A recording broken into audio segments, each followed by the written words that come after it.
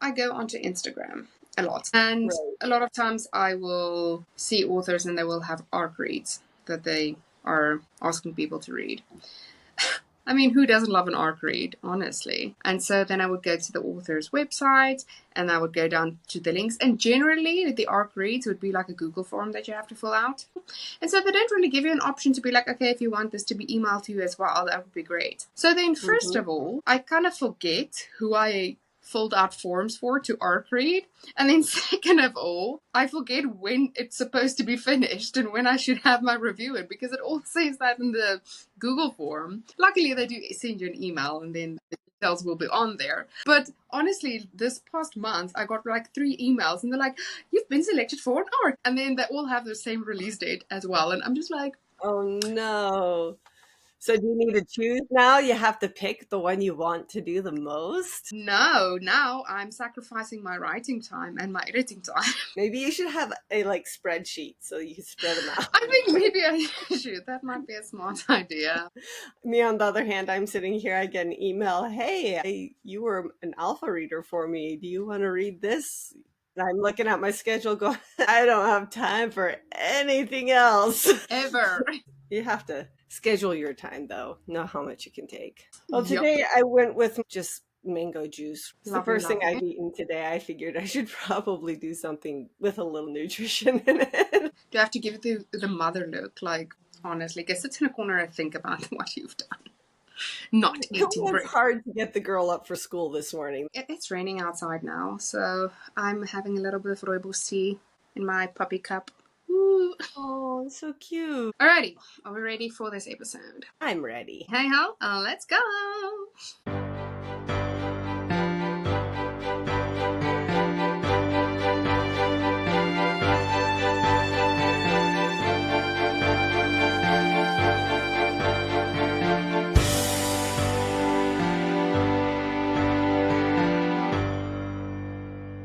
Hello everyone, and welcome to Tea and Tales. I'm Madeline Now. And I'm Sarah Sampson. Thank you for tuning in to our episodes each week and for commenting, liking, and sharing all of our social media posts. We especially want to thank Darren North and Quinn Columba Boyko.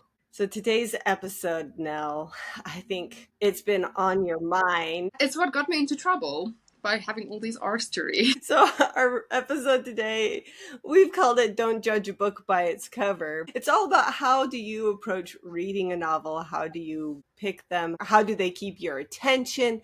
And these are all important things for us to know about ourselves because it helps us relate to our reader and write novels that they want to read. Absolutely. And I think in general, the cover tells you what genre you'll be reading. So if you decide that you want to be a historic fiction writer, putting a picture of a puppy on it is not going to end well because people are going to have a misconception of what your novel is about. They're going to be like, ooh, a children's novel. I mean, usually they're not this thick. I don't know if you've ever noticed. So women's fiction novels, you definitely know it's a women's fiction when there's like a lone woman with her back to the cover staring into the distance. Then you're like, yep, women's fiction. That. If you see a shirtless man, it's going to be spicy romance. You see a dragon, you're going to have a fantasy. Or what I've noticed about fantasy or like romantasy novels is I swear, I think there's like a fantasy font that people use. Because if you see a fantasy novel, you just know. I don't know. I just know it's a fantasy by the font of the title of the novel. But then also, I don't know why, but there's always like thorns or like branches involved somewhere or like some sort of like swirly whirly, and I'm just like, yep, that's definitely fantasy. That's what I'm going with. Well, that's one branch of fantasy. A lot of times the covers look like a piece of art, like somebody drew a beautiful landscape in art and it's realistic and it's all these wonderful things, which is hilarious for a fantasy novel because the things actually in the novel are completely made up. But it's like they try to bring it into the real world for you, where I notice a lot of other novels try to tone it back from reality on their covers. They try to make it more grayscale or more like pencil drawing almost looking like, especially a lot of the romance ones that you put up. I'm like, why do they look like they were drawn in pencil? then I look at my fantasy books and they're all like deep, colorful masterpiece covers. Looks like an architect drew it. I also feel like it's trying to get that feeling across that the readers want to have while they're reading that novel. Because when a fantasy reader gets into reading a book, we like to see the landscape in our minds. We want you to paint us a picture that is full and vivid and full of action and character. And I want to see what that strange creature you've created looks like. And so our covers kind of reflect what we find inside the novel. And I think I've said this on this podcast multiple times, and especially when we were writing a blurb. I judge a book by its cover. Like, if I like the cover, I'm going to read it. I do not read the blurbs. I have no idea what the books are about. Even the arcs I read. Because, yes, they come on my feed, and then I'm like, nice picture. I know I'm going to read a contemporary romance, because that's generally what I go for. I don't even read what it's about. I'm like, I really don't care what it's about. It's romance. I'm going to like it. I know it. I mean, it helps when you do know the author and you've read some of their previous work before. Then it pops into my inbox and I'm like, did I sign up for this? I've never heard about this in my life. And then I remember, oh, wait, I didn't read the blurb. No wonder I know nothing about this novel. But yes, so I am definitely a culprit in judging a book by its cover. I'm very specific about how I want my cover to be. It's like animation. I don't know about you, but when I watch animations, I just like a specific type of animation. Shrek is like a nice drawing for me. I will watch Shrek. I enjoy, like, The Incredibles, that's fine. Encanto is fine. Inside Out is fine. What is it? Fantastic Mr. Fox. I was like, that is not the type of drawing for me. Or Caroline, I was like, nope, that's going to be a negative for me. And what is that other one? It's like on Cartoon Network. It's The Adventure Time. I was like, that is a definite nope for me. So anytime I see that kind of drawing on a cover, I'm like, nope, not even gonna look at that. That's not gonna happen. And so, yes, it's always an element of surprise. I can tell you that. So it really doesn't matter what your novel is about. If I like the cover, I will read it. Though, I don't know about you. If I see a cover and it's been on my feed like 20 times, then I'm like, for goodness gracious, fine, I will read it now because it's been in my face this whole time. So, for example, The Seven Husbands of Evelyn Hugo.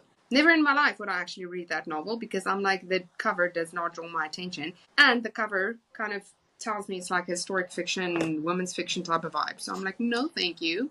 But after like the 20th time it came onto my feed, I was just like, okay, clearly the universe is trying to tell me something, so I will read it, okay? Sheesh. Well, not for me. Like, so I'm one of those people that are, the cover is obviously the first thing you're going to see, and the name of the book is the first thing you're going to see. If that's intriguing enough, I'll go to the blurb. If I don't like the blurb, I will ignore your book forever. I don't care how often it comes across my feed. If I don't like your blurb, I'm not opening that book. And if I like the blurb enough that I open to the first page, if I can't get through your first 2 pages, I never buy it. I never pick it up again. I am a very picky reader. That first step still is you have to catch my attention. A good title, a good cover, something that's going to draw me to want to look into it more. And I think there's an entire industry built around doing covers. If you're traditionally published, it's one of the things that they tell you, that they have people on their team in those publishing companies who specialize in making covers and know what sort of covers are selling right now, what sort of things your readers are looking for. If you're going to publish yourself, you have to do that kind of research. You have to look at what kind of covers are coming out right now, so that I know what sort of things my readers are looking for. I see a lot of my indie published friends being like, here's 4 options of a cover that I've made. Everybody vote which one catches you the most, because they're trying to figure out what cover is going to draw that attention, because you do judge. If you see a cover that looks wonky or just doesn't look like it fits the genre, you're going to judge whether you really want to pick that up or not when it's sitting on a shelf with hundreds of other options. Very true. I found this blog post by Josephine. The blog site is called Word Revel, and it's basically judging book covers, pros and cons. And so I'm just gonna like grab a few and because we've discussed some of them already, and see how we feel about this, whether this is a pro or a con. So, okay, a pro.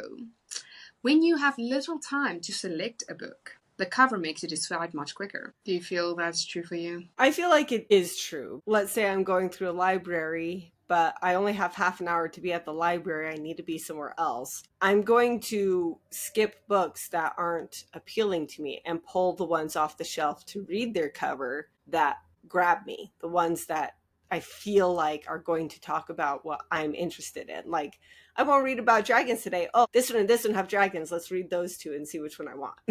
True. I sometimes compare picking a book, like your next read, picking your next read, to picking clothes to wear. Like sometimes you will just stand in front of your closet. There's like 7 different outfits or 17, and you're just like, I have nothing to wear. And it's the same with you'll stand in front of your bookshelf and you're like, I have nothing to read. Yet there's like 17 of them that you haven't read before and 3 new ones that you just added. So then I feel like a cover can make you kind of be like, okay, like this cat looks nice. Let's go with that one. I feel a bit purry today. Well, let's go with that one. And so, okay, let's do another pro. It makes it easier to find books on the shelf. That's very true. Because if you have a very colorful cover, it will definitely draw someone's attention a lot quicker than something that's not. Though I love it, but I hate it at the same time. When you're at the bookstore or when you're at the library and you have to tilt your head like this to read the because that's the worst, because there's no pictures on the spine. If you're reading fantasy, they have pictures on the spine. Just saying. True. Okay, so what are some of the cons when you judge a book by its covers? Ooh, so covers can turn away potential readers. And I think this is very true for authors. Like, you really have to know your audience, first of all, to know what those target audience readers read and what they're used to reading and the covers they're used to. You also have to be aware of which trends readers are getting tired of. For example, there was a trend not long ago where a lot of romantasy stuff was coming out in blue scale. And people were getting really annoyed with blue novels. Like, I started seeing posts everywhere being like, why are all my novels blue? I'm sick of blue. I don't want blue. And so if I had been a self-publishing author in that genre at the point in time, I might go, let's flip to red. Why? Because red on the color wheel is opposite blue, and I'm going to stick out among the blues and give them something that's a different feeling from what I'm suddenly hearing that they're sick of blue. So you need to be watching those sorts of things as well and listen to your readers. Maybe you personally still like blue. Maybe do that for your next one and switch to a different color now. I also hear people being like, I read your first 3 books and your 4th one was completely, the cover doesn't match the other ones, and it annoys them that the cover, like, I don't understand that myself because I just read if I like the story. But I see people who it bothers them. So do you go outside what you've already been doing, or do you keep it nice and together so your set books next to each other are appealing to your reader? Girl, you know what annoys the living daylights out of me is when I go to a bookstore and the author has, by all means, are more than welcome to have standalone novels, but they're not the same height. And I was just like, someone is trying to take me off really badly, because I'm like, that does not work with my bookshelf. And it's the worst of all. Then I would go to secondhand bookstore and I would see a novel that I really like. But let's say, for example, there's only one of the 4 that they have in the series. Then I'm standing there and I really want that book. And it's actually like still a nice, pristine book. And it's not that bad a price to buy the novel. But then I'm like, but I can't buy it, because what if I find another novel that's in the same series, but then it's going to be a different cover or it's going to be a different height? And I'm just like, I will not survive. So either I have to buy the whole series, like I did my Akatar series, or I just like, I can't, I will malfunction. That will happen to me, which is so stupid. But also I'm just like, no, no. Even if you get tired of the way that you're doing it with that particular series, stick with it so you don't turn your readers away with that last book that's wildly different from the rest. Save those ideas for your next series. Right. But I love what she says here. it can turn away potential readers. Because that is so very true. I am generally a romance reader. I've read Verity, I've read The Silent Patient, and those covers are covers I would never look at twice because they don't draw my attention. And if it wasn't for the fact that The Seven Husbands of Evelyn Hugo didn't appear on my feed like 70 times, I would have never have read it. And it's one of my favorite novels that I will immediately recommend to someone to be like, go read it. It's amazing. It's brilliant. And it's actually quite sad because I do judge my books by my cover. I think that also leads into her second con on there of that your cover can only represent limited facets of your book. And so if your cover is way too crowded, I'm not going to understand what's going on. And I'm going to go, whoa, information overload. Is that what the book's going to be like too? You have to be able to pick the facet that's going to be most interesting to your particular readers, which can be a very difficult decision sometimes. Very true. Have you ever thought about this? This sounds so terrible because as a writer, you're like, I don't write badly. Sounds weird. It just sounds weird on my tongue. That doesn't work for me. No, I'm not a bad writer. That's what I wanted to say. Badly sounds weird. Probably because people keep telling me, oh, you have to take away your adverbs in your novel. So now I feel like I can't even say words that end with "ly" because that's going to be incorrect. Oh my gosh. But anyways, but then here's the thing. A cover can be good, but the writing cannot. So that's a tough one because I've had a few times where I loved the cover and I was like, oh, this is pretty, and then I start reading and I'm like, why can I not DNF novels? I'm like, be more like Sarah.